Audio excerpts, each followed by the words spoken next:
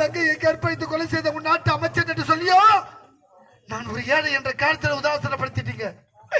என் தங்கையை பிரிந்து எப்படி நான் தனிமையில் வாடுகின்றனோ, என் தங்கையை பிரிந்து எப்படி நான் தனிமையில் துடிக்கின்றனோ. ஐயா, இந்த நீதிமன்றம் வந்தால் என் தங்கையின் சாவிற்கு நீதி கிடைக்கும் என்று ஓட்டோட்டமா ஓடி வந்தேனே.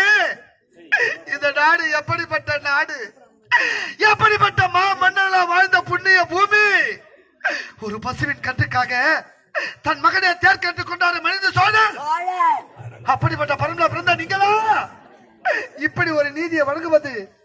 ஒரு புறாவுக்காக தன் தந்தையை அறுத்தறிந்தாரே சிவி சக்கரவர்த்தி, அப்படிப்பட்ட பரம்பரை பிறந்த நீங்களா இப்படி ஒரு நீதியை வழங்குவது?